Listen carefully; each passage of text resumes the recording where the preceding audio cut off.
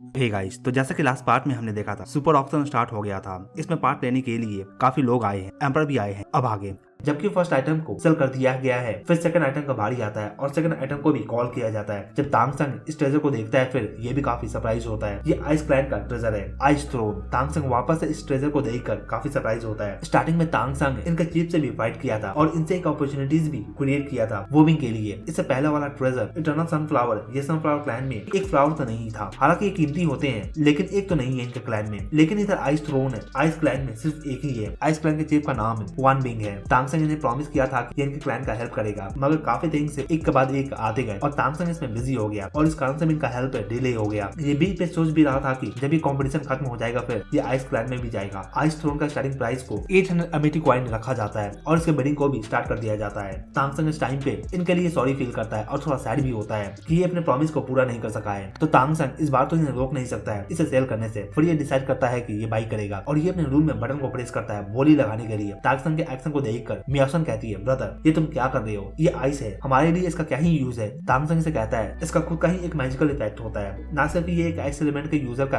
Ability को increase कर सकता है, बल्कि ये एक पर्सन के ब्लड को भी प्यूरिफाई कर सकता है। बोली भी अब स्टार्ट हो जाता है। 980, 1200। तांगसंग ये सुनकर 1500 का बोली लगा देता है। ये सुनकर अब वीआईपी रूम नंबर 10 से 1510 अमेटी कॉइन का वैल्यू लग जाता है। तांगसंग फिर से बोली को इंक्रीज करता है 2000 पे। वीआईपी रूम नंबर 10 से फिर से प्राइस को इंक्रीज करते हैं, लेकिन तांगसंग भी फिर से प्राइस को इंक्रीज करता है। ये वीआईपी रूम नंबर 10 के लोग सोचते हैं ये रूम नंबर 8 में जो है क्या ये पागल है, ये इस तरह से बोली कैसे लगा रहा है, क्योंकि तांगसंग 150 नहीं बढ़ रहा होता, ये 200-400 सीधा एक्स्ट्रा बोल देता है। वीआईपी रूम नंबर 10 में शू आन्यू बैठा हुआ है। ये सोचता है अगर ये आइस थ्रोन इन्हें मिल जाए, फिर ये इसका काफी अच्छा यूज भी कर सकते हैं। ये जानते हैं कि वीआईपी रूम नंबर 8 में ब्लू गोल्ड क्लैन के लोग बैठे हुए हैं और ये सोचते हैं उनका इस तरह से प्राइस इंक्रीज करने का मतलब है कि वो चाहते हैं कि हम ज्यादा से ज्यादा कीमत में से खरीदे, नहीं तो फिर उनका बैकग्राउंड काफी डीप होगा। अब ये प्राइस इंक्रीज कर 2100 तक कर देते हैं। इधर तांगसंग भी ये सुनकर अब 2500 तक पे बोली लगा देता है। इस प्राइस को सुनकर तांगवान ये और भी ज्यादा गुस्सा हो जाता है। ये सू आन्यू के साथ में बैठा हुआ है और ये सू आन्यू इसे शांत होने को कहता है। ये लोग कहते हैं ब्रिचन पैन हमारे साथ में कोई साजिश कर रहा है, हमें और भी पैसा चाहिए होगा,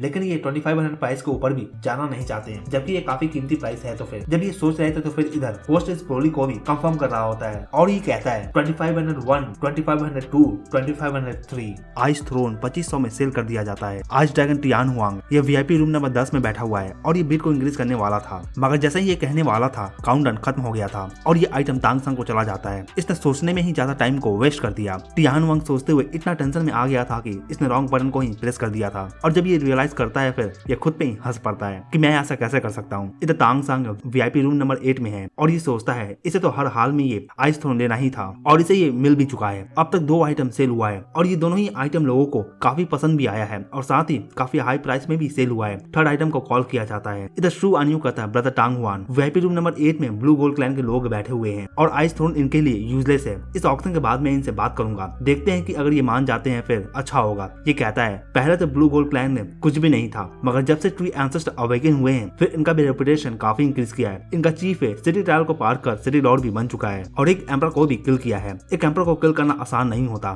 खास करके वैसा एम्पर जिसके पास डिफेंस एबिलिटी काफी ज्यादा हो। तो इनसे भी पंगा नहीं लेना चाहिए, हमें अननेसेसरी एनिमी को क्रिएट नहीं करना चाहिए। इधर थर्ड आइटम को लेकर आया जाता है स्टेज पे। तांगसंग देखता है कि ये तो एक अंडे की तरह दिख भी रहा है। तांगसंग को वैसे इस ऑक्शन के आइटम के बारे में पहले से ही जानकारी है, मगर कुछ ही आइटम्स के बारे में जानकारी है, सभी आइटम्स का इससे जानकारी नहीं है। जैसे कि आइस थ्रोन आने वाला है, इस बात का तांगसंग को भी पता नहीं था। ऑक्शन का होस्ट एक डार्क डीमन किंग है और यही इस ऑक्शन को होस्ट भी कर रहा है और ये स्टेज पे खड़ा होकर कहता है ये एक जैसा दिखने वाला थिंग एक लोटस सीड है। ये लोटस फैमिली से आया है। लोटस ट्राइब एक रेयर ट्राइब है, इनके पास में फाइटिंग पावर नहीं होता, फिर ये शांति से अपना जीवन जीते हैं। लोटस ट्राइब में जब एक कपल अपने लवर के लिए सैक्रिफाइस करता है, फिर इस जैसे लोटस सीड का जन्म होता है। लोटस ट्राइब के बारे में तो ज्यादातर मॉन्स्टर को तो पता भी नहीं होता कि ये होते भी है। ओरिजिन पैन में भी बहुत कम ही लोग इनके बारे में जानते भी है। ये लोटस सीड भी एक पावरफुल आइटम है। ये एक आर्टिफैक्ट तो नहीं है, मगर एक आर्टिफैक्ट से कम भी नहीं है। आने वाले कंपटीशन के लिए ये बिल्कुल भी सही आइटम है यूज करने के लिए। जब भी किसी भी मॉन्स्टर और स्पिरिट का ब्लड ब्रस्ट होता है, फिर काफी पावरफुल पावर भी रिलीज होता है।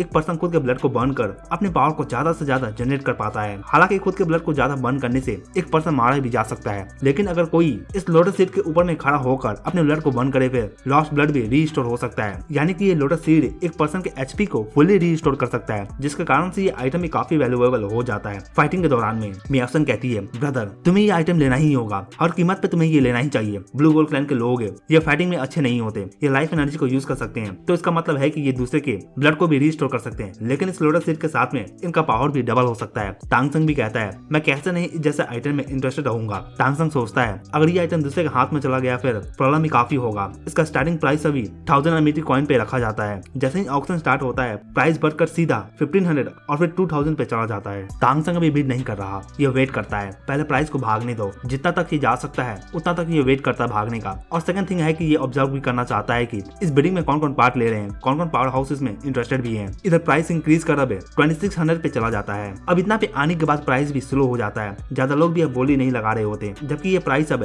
काफी लोगों के रेंज से ऊपर चला जा चुका है। वीआईपी रूम नंबर 10 से अभी भी बोली लग रहा है। इधर वीआईपी रूम नंबर 6 से ये भी बोली लगाता है 2800 का। और इस वीआईपी रूम में स्काई स्प्लिटिंग डिमन क्लैन से लोग बैठे हुए हैं। तुरंत ही वीआईपी रूम नंबर 2 से भी बोली लगता है 3000 का। इस रूम में ली यांग क्लैन के लोग बैठे हुए हैं, जबकि हाई लेवल पर्सन और हाई लेवल क्लैन बोली लगाना स्टार्ट कर दिए हैं। फिर अब ये बात आइटम और पैसे का तो बिल्कुल भी नहीं रहा, अब ये बात है प्रेस्टीज का आ चुका है, इज्जत का आ चुका है कि इस आइटम को लेकर कौन जाएगा। जब ये प्राइस 3000 से ऊपर चला जाता है टांगसंग भी प्राइस लगाना बंद कर देता है। ऐसा नहीं है कि इसके पास में पैसे का कमी है, इसके पास इतना है कि ये किसी भी देश के साथ में मनी वॉर कर सकता है, मगर ये नहीं करना चाहता क्योंकि लोटस सीड उतना कीमती नहीं है इसके नजरों में। और ऐसे टांगसंग काफी लोगों के अटेंशन को अटैक भी कर सकता है। वीआईपी रूम नंबर 4 से बोली लगता है 3300 का। इस रूम में फिनिक्स क्लैन के लोग हैं। फिनिक्स क्लैन के पास 2 एम्पर पहले से ही हैं, मगर ये नहीं चाहते कि ड्रैगन क्लैन से एक और एम्पर भी बने, और इस कारण से भी ये इन्हें ब्लॉक भी कर रहे हैं। इधर वीआईपी रूम नंबर 10 से 3400 तक का प्राइस चला जाता है। अब तो लोटस सीड का प्राइस इसके ओरिजिनल प्राइस से डबल हो चुका है। टांगसंग इस टाइम पे शांत है और ये जानता है कि अभी आगे काफी आइटम्स भी आएंगे, फिर अभी ट्रबल क्रिएट करना सही नहीं है। ड्रैगन क्लैन और फिनिक्स क्लैन ये दोनों ही एक दूसरे से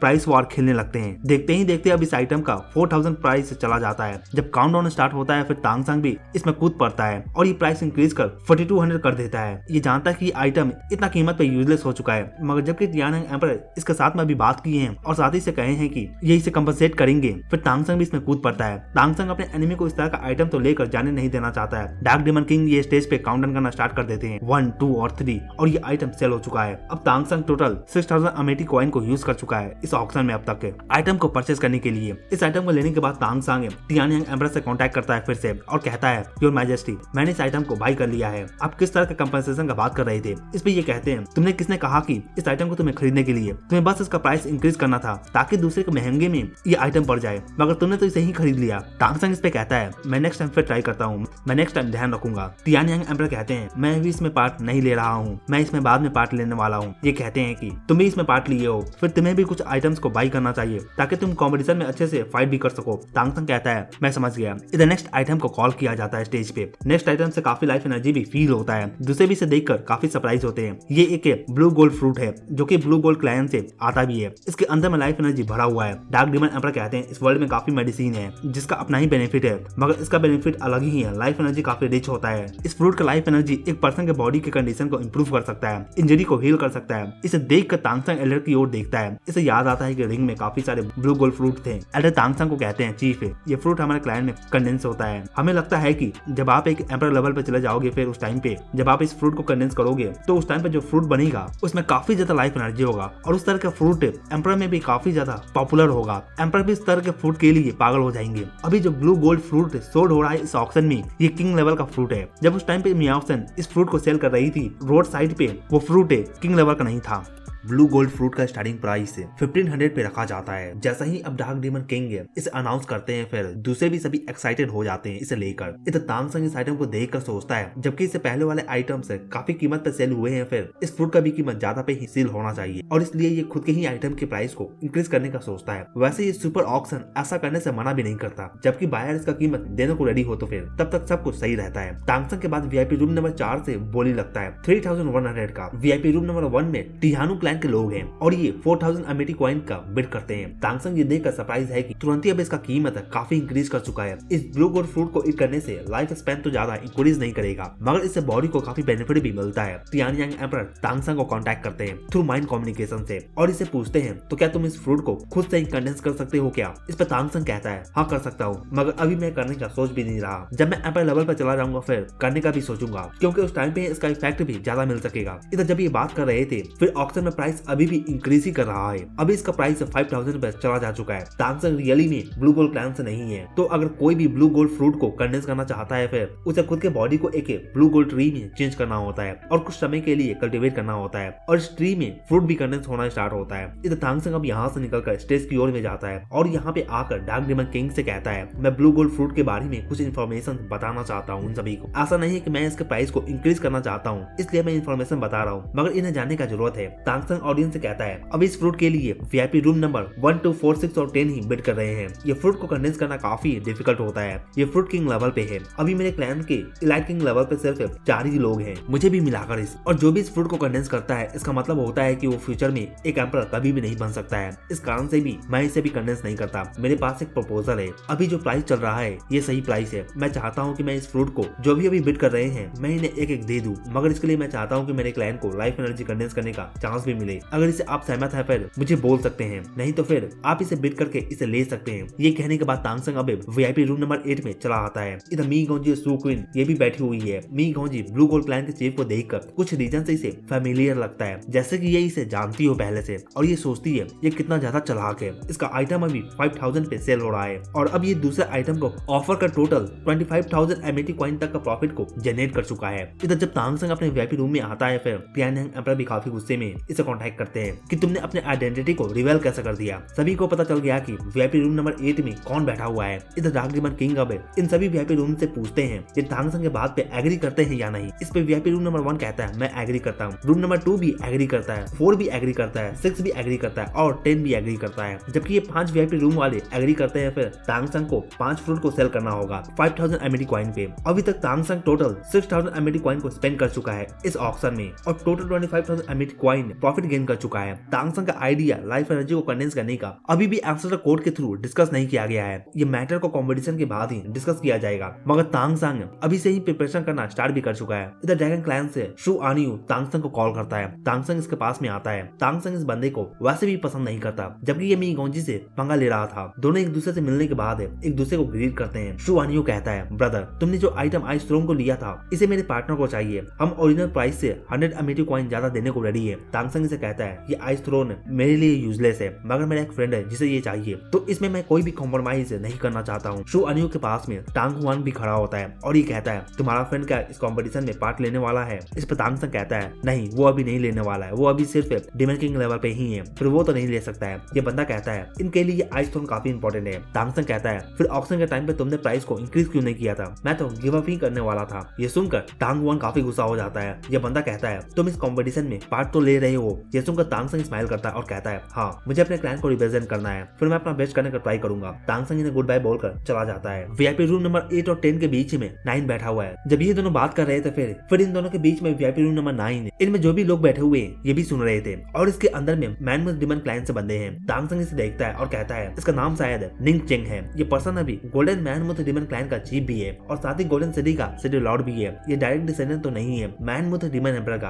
ये पर्सन कहता है मुझे लगता है कि चीफ मियाओलिन सही कह रहे हैं, तुम दोनों को ऑक्शन के टाइम पे ही बिड करना चाहिए था और तुम अभी आकर ऑक्शन में डील कर रहे हो। और ये हंसने लगता है। ये देखकर टांग हुआन भी काफी गुस्सा होता है। अब इन दोनों का बहस स्टार्ट हो जाता है। इधर साइड में तांगसंग खड़ा होकर इन दोनों की बहस को सुन रहा है। तांगसंग देखता है कि इस निंग चेंग के पास में एक नहीं बल्कि 2 ब्लड लाइन है। तांगसंग फील करता है कि इसके 2 ब्लड लाइन के बीच का फ्यूजन भी काफी सही है। दोनों ही ब्लड लाइन एक दूसरे के साथ में अच्छे से ब्लेंड भी हो चुके हैं। निंग चेंग अब तांगसंग की ओर देखता है और कहता है मैंने सुना है कि किंग कॉन्ग एम्परर को ट्री एंसेस्टर ने मार दिया है, क्या ये सच है? तांगसंग इस पे कहता है किंग कॉन्ग सिटी में मेरे क्लैन के काफी सारे लोग थे, काफी बैड सिचुएशन में थे, वो उनके साथ में काफी बुरा हुआ था। उसे देखकर ट्री एंसेस्टर काफी गुस्सा हो गए थे और उनका एक इमेज भी अपीयर हुआ था उस टाइम पे और किंग कॉन्ग एम्परर भी इसमें मारा गया था। ज्यादा डिटेल मैं भी नहीं जानता हूँ इस बारे में। इधर सू आनियू ये तांगसंग से माफी मांगता है और कहता है मेरे ब्रदर को माफ कर दो, ये गुस्से में कुछ भी बोल गया है, लेकिन मैं आपके फ्रूट के लिए आपको थैंक्स कहता हूँ। जब ये बात कर रहे थे फिर निंग चेंग कहता है चीफ लिंग मुझे भी ये ब्लू गोल्ड फ्रूट चाहिए, इसका प्राइस 5000 है ना राइट है, मैं इसका प्राइस 500 एक्स्ट्रा देने को रेडी हूँ, मगर मुझे ये चाहिए। ये सुनकर शू आनी सोचता है ये क्या। ये समझ जाता है कि अगर इस बंदे का लाइफ एनर्जी इंक्रीज करता है फिर इसका डिफेंस भी और भी पावरफुल हो जाएगा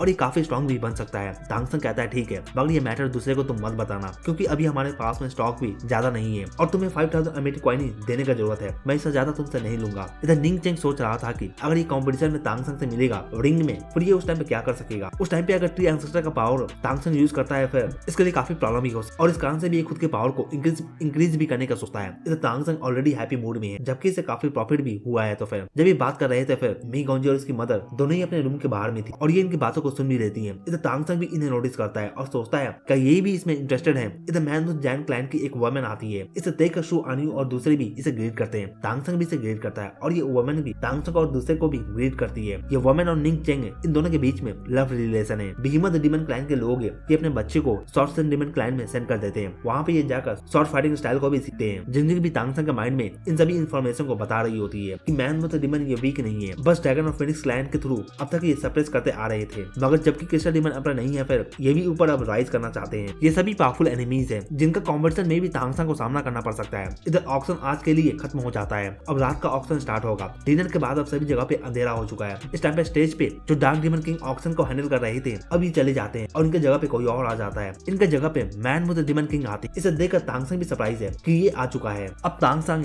एक एक करके इन एम्पायर के बारे में सोचने लगता है और सोचता है अगर फ्यूचर में इसे एम्पायर बनना है और साथ ही मी गॉन्जी को, तो फिर तांगसंग को एम्पायर के सिचुएशन के बारे में अच्छे से समझना होगा और इस तरह का इन्फॉर्मेशन आगे काफी काम भी आ सकता है तांगसंग के लिए। इधर स्टेज पे एक आइटम को लेकर आया जाता है। ये आइटम एक सॉर्ड है, इसे इंक सॉर्ड भी कहते हैं, जो कि पूरी ही तरह से ब्लैक है। जब तांगसंग इस सॉर्ड को देखता है फिर इसके माइंड में असुरा सॉर्ड का इमेज बन जाता है। तांगसंग इस सॉर्ड के सॉर्ड इंटेंट को फील कर काफी सरप्राइज भी है। जब से ये इस वर्ल्ड में आया है इसने इस जैसा थिंग को कभी भी फील नहीं किया। तांगसंग एक बात तो समझ जाता है कि अगर तांगसंग के सॉर्ड से सेम फीलिंग आ रहा है जैसा कि असुरा सॉर्ड के साथ में आता है, फिर इसका मतलब है कि इसका पावर असुरा सॉर्ड के जैसा है और ये एक सुपर आर्टिफैक्ट भी है। इधर मैन विद डीमन किंग कहते हैं ये एक शैडो डीमन सॉर्ड है। मैन विद डीमन किंग ये स्टेज के टेबल के पास खड़े होते हैं और ये होस्ट कर रहे हैं और कहते हैं इस सॉर्ड से पहले एक एम्परर शैडो डीमन क्लैन के चीफ को किल भी किए थे। इस आर्टिफैक्ट का काफी काम है, जैसे कि ये एक पर्सन के बॉडी को हाइड कर सकता है, एक तरह का इनविजिबिलिटी भी दे सकता है। इस तरह का सॉर्ड है बिल्कुल ही असैसिनेशन के लिए यूज किया जा सकता है। जो स्ट्रॉन्ग है उनके लिए ये आर्टिफैक्ट है बिल्कुल ही सही है। इस तरह का आर्टिफैक्ट को यूज करने के लिए काफी ज्यादा स्पेशल सेंसर्स भी होना चाहिए, जबकि ये काफी पावरफुल है। तो फिर इसका स्टार्टिंग प्राइस है 2000 एमिटी कॉइन पे सेट किया जाता है। मैन विद डीमन किंग है ये काफी क्लियर है। बहुत ही कम होते हैं जो कि सॉर्ड को भी यूज कर सकते हैं, यूज करना भी जानते हैं। तुरंत ही अब वीआईपी रूम नंबर 6 से बिड लगता है 2000 एमिटी कॉइन का। तांगसंग भी इस वेपन में इंटरेस्टेड है और सोचता है ये इसे लेकर स्टडी करेगा और मी गॉन्जी को दे देगा। लेकिन इससे पहले कि ये इसमें एक्शन में देता, मी गॉन्जी ऑलरेडी सॉर्ड के लिए बोली लगा चुकी है। जबकि मी गॉन्जी बिड कर रही है फिर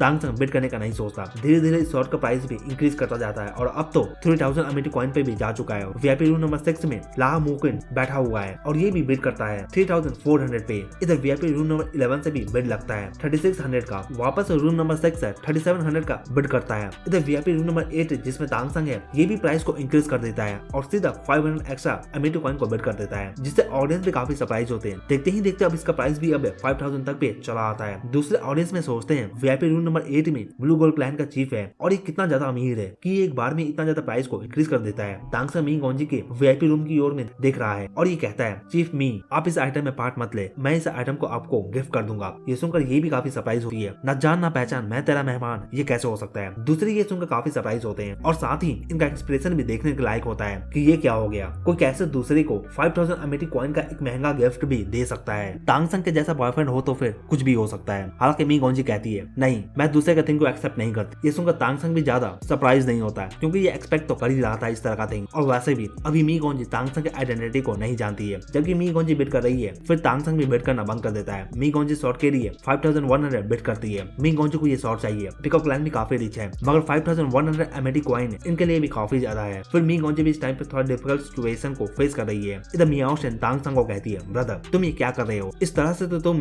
काफी एनिमी को क्रिएट कर लोगे और वैसे भी मैं भी चाहती हूँ कि ये मेरी सिस्टर इन लॉ बने, लेकिन तुम किसी को गिफ्ट देकर ये नहीं कर सकते हो। इसके लिए तुम्हें कंपटीशन को जीतना होगा। तांगसंग को भी ये बात पता है और ये जानता है कि ये सही बोल रही है, मगर ये कभी कभी दिमाग से सोचना बंद कर देता है। ये सॉर्ड 5100 पे सेल हो जाता है। इस आइटम के बाद एक न्यू आइटम को भी कॉल किया जाता है। ये वज्रा हार्ट मिरर है, तरह का डिफेंस इक्विपमेंट है। ये इसका स्टार्टिंग बिडिंग 300 पे रखा जाता है। इसे देखकर तांगसंग इसमें इंटरेस्ट को शो नहीं करता। ये आइटम इसके लिए यूजलेस है, जबकि किसी भी पर्सन की बॉडी का 2% ही डिफेंस को इंक्रीज कर पाता है। जबकि तांगसंग इसमें इंटरेस्टेड नहीं है, फिर दूसरे भी कम कम ही इंटरेस्ट को शो करते हैं और अंत में इसे 600 एमिटी कॉइन पे सेल कर दिया जाता है। इस तरह से रात भी बीत जाता है। नेक्स्ट मॉर्निंग वापस से ऑक्शन काफी लाइवली हो जाता है। रूल के अकॉर्डिंग जो भी कल के ऑक्शन में आइटम्स को खरीदे थे वो जाकर अपने आइटम को चेकआउट करा सकते हैं। तांगसेंग भी निकलता है अपने कुछ एल्डर को लेकर। जब तांगसेंग बिल्डिंग के पास यहाँ पे आता है आइटम्स को चेकआउट करवाने के लिए, फिर यहाँ पे ये कुछ ग्रुप्स को देखता है, जैसा कि मी गोंजी भी यहाँ पे है अपने मदर के साथ में, शू अनु भी यहाँ पे है अपने ब्रदर के साथ, लान मोकुन भी है, जिंग आंगू भी है यहाँ पे जो कि स्काई स्प्लिटिंग सिटी का सिटी लॉर्ड भी है और यही आया था मी गोंजी को प्रपोज करने के लिए कैरी सिटी में। दोनों ही एक दूसरे को यहाँ पे देखते भी है और एक दूसरे से बात भी करते हैं। इसका कजन ला मोकुन ये मी गोंजी को देखता है। तांगसेंग भी यहाँ पे आता है। तांगसेंग को ये देखकर ला मोकुन कहता है कुछ लोग ऐसे होते हैं जो ज्यादा अमीर होते हैं और वो काफी पैसे खर्च करते हैं यूं ही बिना दिमाग लगाए हुए। मी गोंजी तांगसेंग को भी यहाँ पे देखती है। तांगसेंग भी इसे देखता है और ये सोचता है अब ये अपने आइडेंटिटी को इसे तो नहीं बता सकता है और ये शांत हो जाता है। फिर मी गोंजी इस टाइम पे अपना शैडो डीमन स्वॉर्ड को लेती है काउंटर से जिसपे ये बेड भी की थी। इसके हाथ में ये स्वॉर्ड आते ही इसका ऑरा भी काफी रिलीज होता है। मी गोंजी अपने पूरे ही बॉडी में चेंजेस को भी फील करती है। इस स्वॉर्ड के कारण से इसका बॉडी से सिल्वर लाइट भी फ्लैश करता है। मी गोंजी अपने पावर से इस स्वॉर्ड की लाइट को सप्रेस करने का ट्राई करती है। इसका व्हाइट टाइगर किलिंग डोमेन भी रिलीज होता है।